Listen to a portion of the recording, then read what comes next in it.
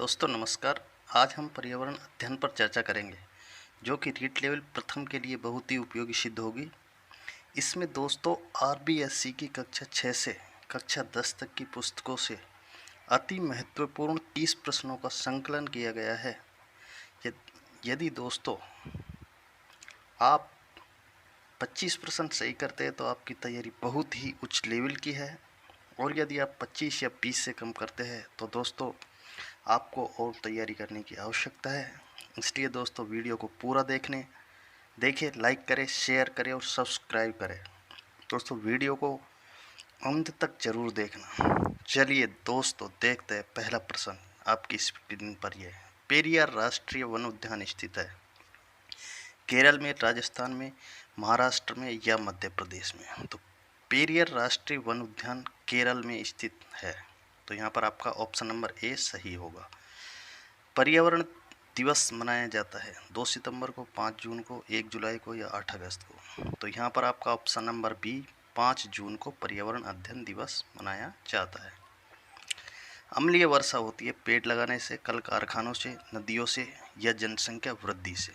तो दोस्तों अम्लीय वर्षा होती है कल कारखानों से, तो यहाँ पर आपका ऑप्शन नंबर बी एकदम बिल्कुल सही होगा। चौथा सवाल देखिए, पर्यावरण संरक्षण अधिनियम कब बनाया गया? 1972 में, 1973 में या 1986 या 1992 में। तो पर्यावरण संरक्षण अधिनियम 1972 में बनाया गया है। यहाँ पर ऑप्शन नंबर ए बिल्कुल सही होगा। स्कर्वी रोग होता है विटामिन ए से, विटामिन बी से या विटामिन सी से या विटामिन ई से। तो दोस्तों बहुत ही सरल प्रश्न है और इम्पोर्टेंट भी है। तो कमेंट करके बताइए कि स्कर्वी रोग किस विटामिन की कमी से होता है? तो विटामिन सी की कमी से स्कर्वी रोग होता है दोस्तों। शारदा अधिनियम किससे संबंधित है? सती प्रथा से, दहेज प्रथा से, बाल विवाह से या इनमें से कोई नहीं। तो दोस्तों यहाँ पर शारदा अधिनियम बाल विवाह से संबंधित है, तो ऑप्शन नंबर आपका यहाँ पर सी एकदम बिल्कुल करेक्ट होगा। देखिए क्वेश्चन नंबर 7। दोस्तों ये निष्प्रिंट हो गया, 6 छप गया, यहाँ पर 7 समझे इसको। निम्न में से परिवार की विशेषता नहीं है। तो दोस्तों यहाँ पर परिवार की जो विशेषता नहीं है, रक्त संबंधों का होना आवश्यक है। ये यहाँ पर परिवार की विशेषता नहीं है, तो ऑप्शन नंबर सी आपका बिल्कुल सही होगा। चलिए आगे, राष्ट्रीय बाल अधिकार संरक्षण आयोग की स्थापना कब हुई? 11 दिसंबर 1946, 26 सितंबर 1994, 5 मार्च 2007 या 23 फरवरी 2010। तो यहाँ पर ऑप्शन नंबर सी 5 मार्च 2007 आपका बिल्कुल एकदम करेक्ट होगा। चलिए आगे, निम्न में से राज्यपाल के पास कौन सी शक्ति नहीं है? विधानसभा विघटन करने की, विधानसभा सत्रावसान करने की, विधानसभा आहूत करने की या विधानसभा स्थगित करने की। तो दोस्तों यहाँ पर राज्यपाल के पास जो शक्ति नहीं है वो हमको बतानी है, कमेंट करके जवाब दीजिए। तो यहाँ पर विधानसभा को स्थगित करने की जो शक्ति है वो राज्यपाल के पास नहीं है, तो आपका ऑप्शन नंबर 4 बिल्कुल एकदम सही होगा। चलिए दोस्तों आगे देखिए, सवाल नंबर 10वां।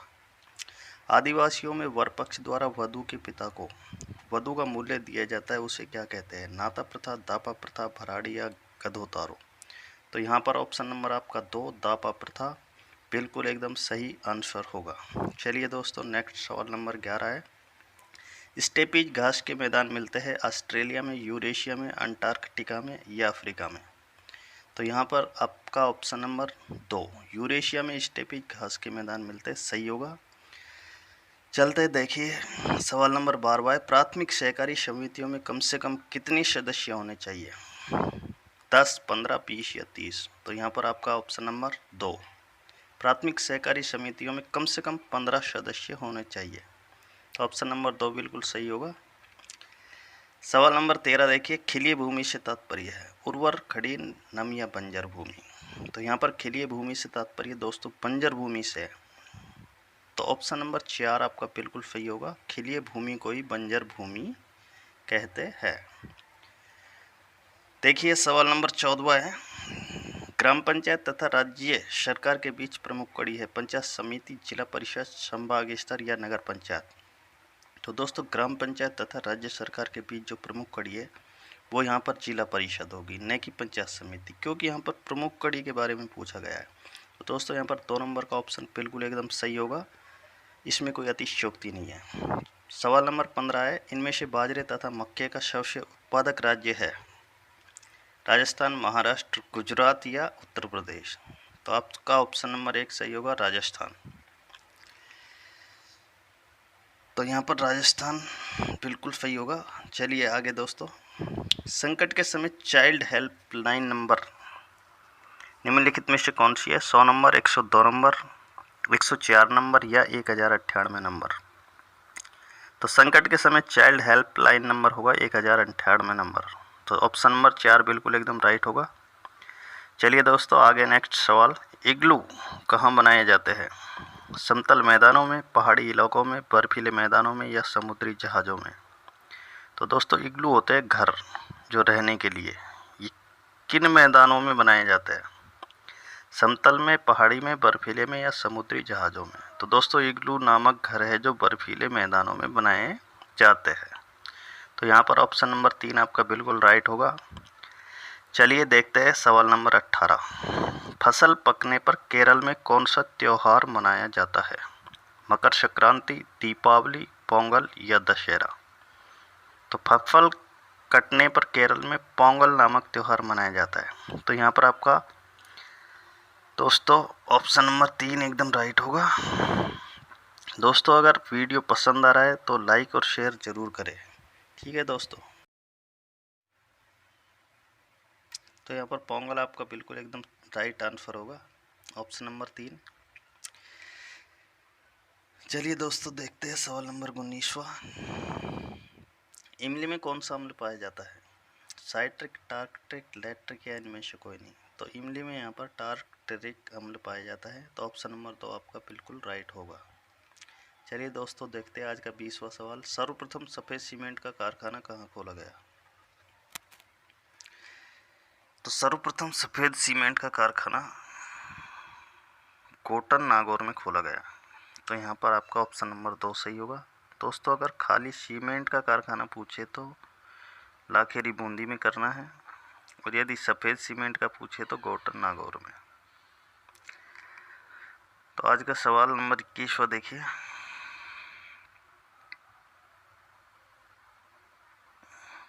पर्यावरण अध्ययन में सामूहिक चर्चा से संबंधित विधि है भूमिका निर्वाह विधि, व्याख्यान विधि, वर्णन विधि या विचार गोष्ठी। तो आपका यहाँ पर ऑप्शन नंबर 4 एकदम राइट होगा, विचार गोष्ठी।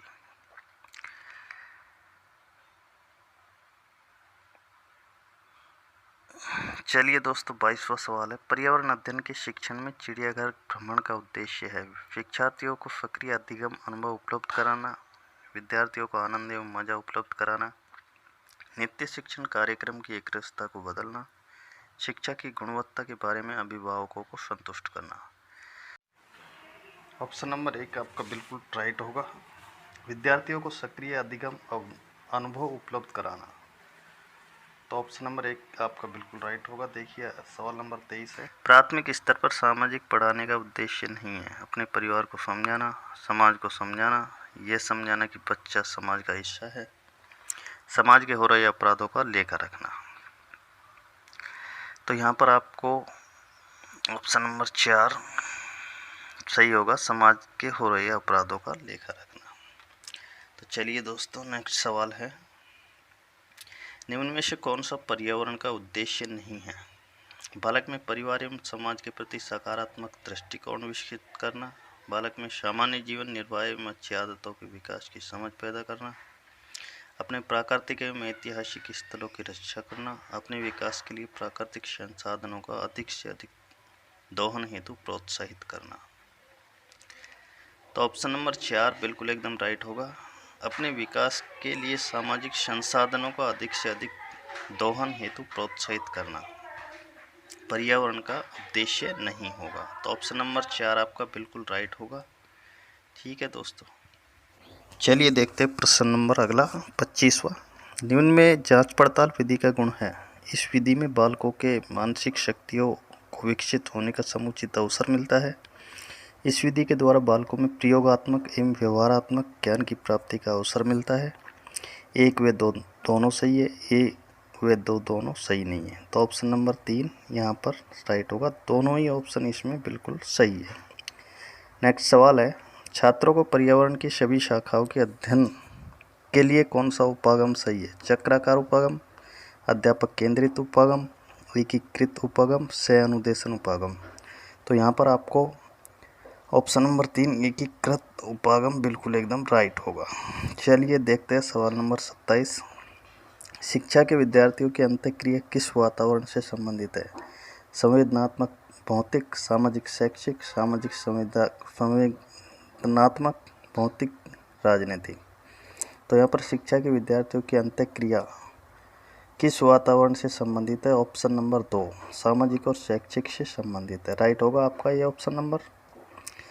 सवाल नंबर 28 है, दैनिक मूल्यांकन आवश्यक है बालकों का ध्यान केंद्रित करने में, बालकों की तात्कालिक शैक्षिक स्थिति का पता लगाने में, कक्षा को अधिक से अधिक तंग करने में, शिक्षक द्वारा कर्तव्यों का मूल्यांकन करने में। तो यहाँ पर आपका ऑप्शन नंबर 2 बालकों की तात्कालिक शैक्षिक स्थिति का पता लगाने में दैनिक मूल्यांकन आवश्यक है। तो ऑप्शन नंबर 2 आपका बिल्कुल एकदम राइट होगा। चलिए देखते हैं आज का अंतिम सेकंड लास्ट सवाल। मूल्यांकन का उद्देश्य है अनुशासन बनाए रखना, केवल परीक्षा करवाना, प्रश्न पत्र बनवाना या अधिगमकर्ता की उपलब्धि जानना एवं उसमें सुधार करना। तो यहाँ पर मूल्यांकन का उद्देश्य है अधिगमकर्ता की उपलब्धि जानना एवं उसमें सुधार करना। तो ऑप्शन नंबर 4 आपका यहाँ पर बिल्कुल एकदम सही होगा। चलिए देखते हैं आज का अंतिम सवाल। प्राथमिक एवं उच्च प्राथमिक स्तर पर पर्यावरण अध्ययन का विशेष महत्व दिया। MP मुफात ने, भारतीय शिक्षा आयोग ने, कोठारी आयोग ने या EV वेस्ले ने। तो यहाँ पर प्राथमिक एवं उच्च प्राथमिक स्तर पर पर्यावरण अध्ययन का विशेष महत्व भारतीय शिक्षा आयोग ने दिया। तो ऑप्शन नंबर 2 यहाँ पर आपका बिल्कुल एकदम राइट होगा। तो आज दोस्तों ये 30 सवाल पूरे हुए। कमेंट करके ज़रूर बताना कि आपके 30 में से कितने सही हुए हैं, ताकि हमें पता लग सके कि आप कितना जानते हैं कितना नहीं जानते हैं। दोस्तों वीडियो कैसा लगा कमेंट करके ज़रूर बताना, और वीडियो को लाइक करना, शेयर करना और सब्सक्राइब करना। दोस्तों वीडियो देखने के लिए बहुत बहुत धन्यवाद। Thank you. सभी को राम राम, सभी को नमस्कार, सभी को राधे राधे। थैंक यू दोस्तों।